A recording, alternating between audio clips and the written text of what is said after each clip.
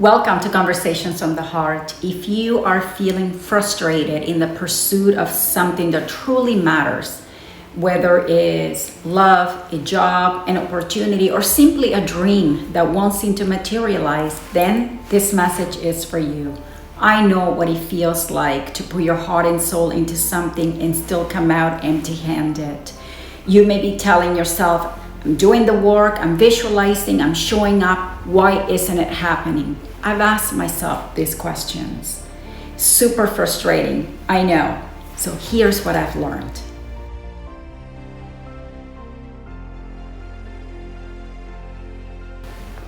When it comes to creating the life that you want, the secret is not just hard work. It's also about learning to master the delicate and often uncomfortable balance between intending and surrendering, between doing and allowing. Yes, you have to have a clear intention. Yes, you need a strong desire and the willingness to act. But here's the twist. Sometimes it's your effort to force the outcome that blocks it from coming. Why? Because desperation and stress emits a frequency of lack, and creation can never emerge from lack. It must grow out of trust, alignment, and inner peace. In our push to control the how and the when, we unknowingly send a message to the universe that says we don't trust, and so the universe waits. So if you're not receiving something that you are working very hard for, it's not because you're not doing enough, it's because you're not trusting enough. And I know that this may sound counterintuitive to you, but it's true. Okay, maybe you are overdoing, over-intending, over-efforting, and under-trusting. Now, surrendering doesn't mean that you're giving up.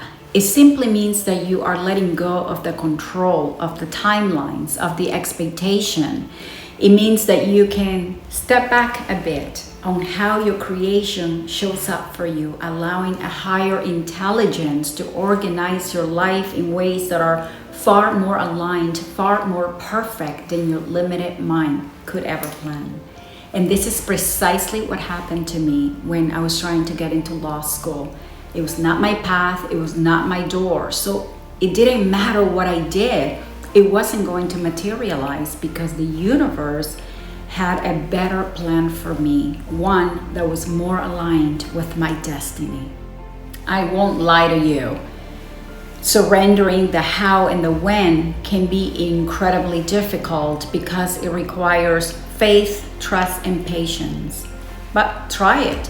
Because honestly, whatever you've been doing isn't working. So why not try a new strategy, one that is based on trust rather than tension?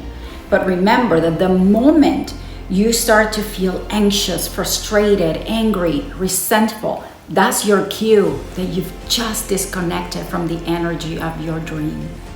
And that's more than likely because you've slipped back in trying to force, control, predict, or manipulate the outcome.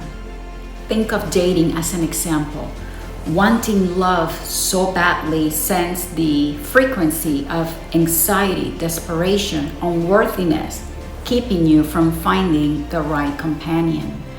But when you trust, when you know that love is yours and that it will come, you relax.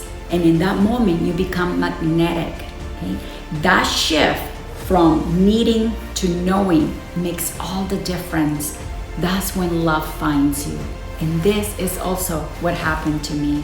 Instead of being fearful and doubtful about being alone after my divorce, I started to believe that I was not meant to go through this beautiful journey alone.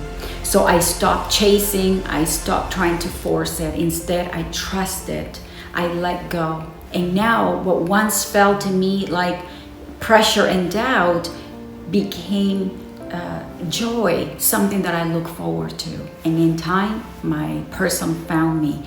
And this is why I can tell you with certainty that you have to trust more and force less.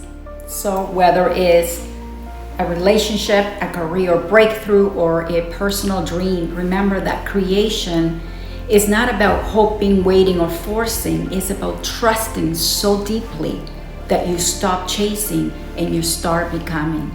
Because I have to tell you, when you can embody the energy of your dreams, you aligned with it, and that's when miracles happen. So my advice is step back, trust more, surrender the how, let go of the timelines. And in that space, life is not longer forced. It begins to flow, because you don't have to force anything. What belongs to you will flow to you. I hope this message has touched you. Send me a message. Remember to subscribe, share it with others, and help my little channel grow. And I will see you in the next episode.